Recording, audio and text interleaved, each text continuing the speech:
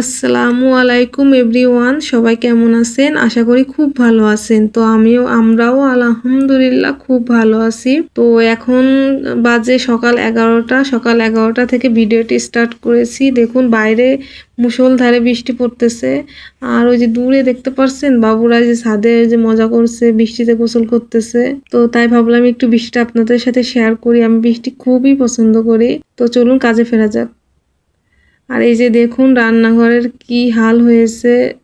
গতকালকে রান্না করে আর একটু পরিষ্কার করা হয় নাই। তারপরে গতকাল রাতে অনেকগুলা থালাবাটি জমে গিয়েছিল, কিছুই পরিষ্কার হয় না। তারপরে আবার আজকে সকালের সব মিলিয়ে আজকে রান্নাঘরের একদম বেহাল অবস্থা। এগুলো পরিষ্কার করে তারপর আমার দুপুরের রান্নার মানে সব কিছু রেডি করে নিতে হবে। প্রথমে আমি থালাবাটিগুলা ধুয়ে খুব ভালো মতো পরিষ্কার করে নিব। আসলে সময়ের কাজ সময়ে না করলে এরকম হয়।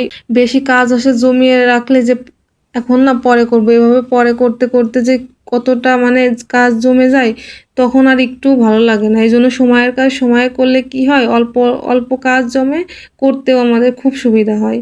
তো এতগুলো থালাবাটি মাজতে আমার খুবই কষ্ট হয়ে গিয়েছিল। তো কি আর করব, যতটা সম্ভব চেষ্টা করি যে সময়ের কাজ সময়ে করব, কিন্তু তারপরেও আসলে পেরে উঠি না। কখনো শরীর খারাপ থাকে, কখনো মন চায় না যে করি। এভাবে আসলে কাজগুলা জমে যায়। তো এখন থেকে চেষ্টা করব যাতে সময়ের কাজ সময়ে করতে পারি, তাহলেই ভালো হবে। না হলে হযবরল একটা অবস্থা হয়ে যায়। তো দেখতে পাচ্ছেন এখানে যে সব থালাবাটিগুলা সুন্দর করে পরিষ্কার করে নিচ্ছি। আর এই যে সব থালাবাটিগুলা পরিষ্কার করে রান্নাঘরটাকে সুন্দর করে একদম পরিষ্কার করে নিয়েছি। যেহেতু এখন রান্না করব, দুপুরে রান্না, ওভাবে থালাবাটিতে ভরে থাকলে কাজের অসুবিধা হবে। দেখুন খুব সুন্দর করে রান্নাঘরটা পরিষ্কার করে নিয়েছি, এখন একটু শান্তি লাগতেছে দেখে। তারপর এখন কি করব, বিছানা তুলব। এই যে দেখুন সকালে ঘুম থেকে উঠে অন্য একটা রুমে, পাশের রুমে শুয়েছিলাম, তো আর বিছানা তোলা হয় নাই। তো এই যে বিছানা তুলে খুব সুন্দর করে ঝাড়ু দিয়ে একদম বিছানাটাকে ক্লিন করে নিলাম। দেখতেও কিন্তু খুব সুন্দর লাগতেছে। আসলে বাসাটা পরিপাটি সুন্দর হয়ে থাকলে নিজেদেরও কিন্তু খুব ভালো লাগে। তো বিছানা পরিষ্কার করে তারপর মা মেয়ে মিলে একটু আইসক্রিম খাবো, অল্প একটু ছিল, ভাবলাম দুজনে মিলে একটু খাই। খেয়ে তারপর দুপুরে রান্না বান্না শুরু করব। আর আইসক্রিম খেয়ে চলে এসেছি। এসে এই যে দেখুন আমার দুপুরে যা যা রান্না করব, বেশি কিছু না, দুইটা আইটেম রান্না করব। তো কি কি রান্না করব আপনাদের সাথে শেয়ার করি। এখানে করলাটা ভাজি করব। করলাটা ওই যে সুন্দর করে কেটে নিয়েছি, ধুইনি, একটু পরে ধুয়ে নিব। প্রথমে ভাবলাম যে আপনাদের সাথে শেয়ার করি আজকে দুপুরে কি কি রান্না করব। আর রান্না করব এই যে আলু আর একটু করলা দিয়ে মাছ রান্না করব। আর এই যে দেখুন তরকারির জন্য সব পেঁয়াজ রসুন কেটে নিয়েছি। যে ভাজির জন্য পেঁয়াজ রসুন সরি শুধু পেঁয়াজ কেটে নিয়েছি। আর এই যে দেখুন কি মাছ রান্না করব। আসলে এই মাছটার আমি নাম জানি না। তো এখানে 3 পিস আছে, এই যে ছোট ওই যে রুই মাছগুলো আছে সেইগুলা। আর এই 3 পিস যে কি মাছ আমি আসলে বলতে পারবো না, কেমন একটু সোনালি সোনালি টাইপের, যে কি বলে আমি আসলে নাম জানি না, তাই আর বলতে পারলাম না। তো অল্প ছিল, তাই ভাবলাম কি দুই প্রকারের মাছ মিশিয়ে রান্না করি, তাহলে আমাদের দুবেলা হয়ে যাবে। তাই জন্য এখন এইভাবে আর কি, তাই বের করলাম। আর এখানে যে চাউলগুলা সুন্দর করে ধুয়ে নিচ্ছি, যে তরকারিটা রান্না করার আগে আগে রাইস কুকারে ভাতটা বসিয়ে দিই, তাহলে তাড়াতাড়ি রান্নাটা কমপ্লিট হয়ে যাবে। তো এই যে সুন্দর করে একদম চাউলটাকে সুন্দর করে একদম পরিষ্কার করে ধুয়ে নিচ্ছি। ধুয়ে নেওয়ার পর তারপর পরিমাণ মতো পানি দিয়ে তারপর ভাতটা বসিয়ে দিয়ে তারপর তরকারি রান্নাটা শুরু করব। প্রথমে ভাজিটা রান্না করব আর কি। তো এই যে দেখুন এখানে পরিমাণ মতো যে পানি দিয়ে তারপর ভাতটা বসিয়ে দিয়ে আসি।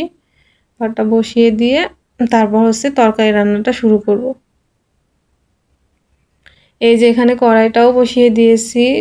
আর প্রথমে ভাজিটা রান্না করে নিব আর কি, ভাজিটা আর কি ভেজে নিব। তারপর মাছটা রান্না করব। যেহেতু মাছটা পরিষ্কার করা হয় নাই, মাছে খুবই ময়লা, অনেক আঁশ দেখি লেগে লেগে আছে। তো আঁশগুলো পরিষ্কার করতে তো একটু সময় লাগবে, তাই ভাবলাম যে আগে ভাজিটা করে নিই। ভাজিটা করে নেওয়ার পর তারপর তরকারিটা রান্না করব।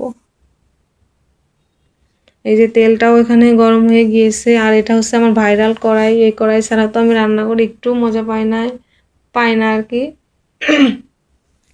যে যাই বলুক না কেন, এই কড়াইতে রান্না না না করলে আমার একটু ভালো লাগে না। অন্য কোনো রান্না কড়াইতে রান্না করলে কি হয়, লেগে যায়, একটু ভালো লাগে না। তো এই কালো কড়াইতে রান্না করার কিন্তু মজাই আলাদা। যে সকল আপুরা আসলে এরকম বাসায় এভাবে এরকম কড়াইতে রান্না করে, তারাই আসলে বলতে পারবে কতটা মজা লাগে রান্না করতে। কোনো ভাজিও লেগে যায় না, তারপর মাছ ভাজি করলেও লেগে যায় না, এই আর কি। তো ভাজিটা ওখানে বসিয়ে দিয়ে এখন আমি যাব হচ্ছে মাছটার যে কত আঁশ আসছে সেগুলো পরিষ্কার করবো। এই যে দেখুন, একটু খুঁটে সুন্দর করে এই আঁশগুলা পরিষ্কার করে নিচ্ছি। আর ভিডিওর মধ্যে আপনাদের বলে রাখি, যদি ভিডিওটি ভালো লেগে থাকে অবশ্যই কিন্তু লাইক দিয়ে দিবেন আর চ্যানেলটাকে সাবস্ক্রাইব করে রাখবেন। আর যদি ভিডিও ভালো লাগে অবশ্যই কিন্তু শেয়ার করে দিবেন। তো দেখুন এখানে আমি কত সুন্দর করে আস্তে আস্তে অনেকটা টাইম নিয়ে কিন্তু পরিষ্কার করে নিয়েছিলাম। ভিডিওটার স্পিড বাড়িয়ে দিয়েছি, তাই মনে হচ্ছে যে অল্প কিছু সময়, কিন্তু না, অনেকক্ষণ ধরে খুব সুন্দর করে পরিষ্কার করে নিয়েছিলাম। আর এই যে এর মধ্যে একটু লবণ দিয়ে তারপর পরিষ্কার করেছিলাম। লবণ দিয়ে মাছ পরিষ্কার করলে আর কি মাছে যে একটা গন্ধ লাগে ওটাও চলে যায়, বেশিটা আর কি, বেশি গন্ধ আর কি থাকে না। এই জন্য ভাবলাম যে একটু লবণ দিয়ে খুব সুন্দর করে অনেকক্ষণ ধরে ধুয়ে নিয়েছি। তো এই যে আমার ধুয়ে নেওয়া হয়ে গিয়েছে। এখন আমি হচ্ছে হলুদ আর লবণটা মাছের মধ্যে মেখে রেখে দিব। এই যে হলুদ আর লবণ মেখে রাখতেছি, যাতে মাছের মধ্যে একটু লবণটা ঢুকে খেতে স্বাদ লাগে। আর এই যে এখানে যে ভাজির মধ্যে আমি হচ্ছে পরে হচ্ছে আর কি পেঁয়াজটা অ্যাড করতেছি। পেঁয়াজটা দেওয়ার পর একটু হলুদ দিয়ে দিয়েছি, আর আগেই হচ্ছে লবণটা দিয়ে দিয়েছিলাম। আর এখন হচ্ছে হলুদটা দিয়ে পেঁয়াজটা দিয়ে খুব ভালো করে মিশিয়ে নিচ্ছি। এই যে আমার ভাজিটাও হয়ে গিয়েছে। আবার এখন হচ্ছে মাছটা আমি রান্না করে নেব। প্রথমে হচ্ছে মাছটাকে আমি খুব সুন্দর করে ডিপ ফ্রাই করে নিব। আপনারা তো জানেনই, আমি আগেও বলেছি মাছ আসলে ডিপ ফ্রাই না করলে আমার একটু খেতে ভালো লাগে না। আর এখানে যে আমি রান্না করতেছিলাম আর এখানে আম্মুটা খুব দুষ্টুমি করতেছিল, তাই আপনাদের সাথে শেয়ার করলাম। মাছটাও কিন্তু ভাজি করা হয়ে গিয়েছে। তারপর মাছের যে মশলাটা আমি আর কি কাঁচা মশলা দিই না, জানেন তো, সেই মশলাটা ভাজি করে নিয়েছি। আর এখন এই যে সবজিটাকে খুব ভালো করে লবণ দিয়ে কষিয়ে নিব। এর মধ্যে কাঁচামরিচ দিয়েছিলাম। কে কে আমার মতো রান্না করেন অবশ্যই কিন্তু কমেন্টে জানাবেন। আর এই যে দেখুন এখন আমি মশলাটা রেডি করে নিব। আমার রান্না বান্নাও হয়ে গিয়েছে। তারপরে যে আপনাদের সাথে ফাইনাল লুকটা শেয়ার করতেছি, কতটা সুন্দর হয়েছে। এই যে দেখুন তরকারিটাও কতটা সুন্দর হয়েছে। তো চলুন যে বাকি যে কাজগুলো আছে করে তারপর আপনাদের সাথে আবার দেখা হবে। খুব ক্ষুধাও লেগে গিয়েছে। তো চলুন একদম ফ্রেশ হয়ে তারপর আপনাদের সাথে আবার দেখা হবে। টাটা। তো এই যে দেখুন, এই যে এখন হচ্ছে খাবার খেতে চলে এসেছি। সমস্ত কাজ একদম ফ্রি হয়ে খেতে চলে এসেছি। আর এখন কয়টা বাজে জানেন? এখন বাজে রাত 8টা। রাত 8টার সময় খেতে এসেছি দুপুরের খাওয়া। রাত মানে একদমই 8টা বাজেনি, প্রায় 8টা বাজতে গিয়েছে। এখন হচ্ছে দুপুরের খাওয়াটা খাবো। আর যখন রান্নাবান্নাটা একদম কমপ্লিট করে দেখিয়েছিলাম তখন বলেছিলাম খুব ক্ষুধা লেগেছে। তো তখন আর মানে কাজকাম তখন ফ্রি হয়ে খাওয়া হয় নাই।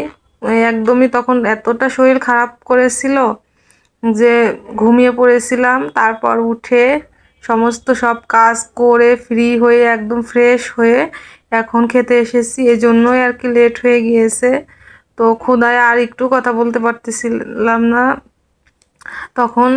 এই যে দেখুন টাইমটাও দেখিয়ে দিয়েছি, প্রায় 8:30 বাজতে গিয়েছে। এখন খাচ্ছি। আর ভিডিওটি বড় করব না। সবাই প্লিজ লাইক কমেন্ট শেয়ার করে দিবেন। যদি ভিডিওটি ভালো লেগে থাকে চ্যানেলটাকে সাবস্ক্রাইব করে রাখবেন। আর সবাই ভালো থাকবেন, সুস্থ থাকবেন। আল্লাহ হাফেজ।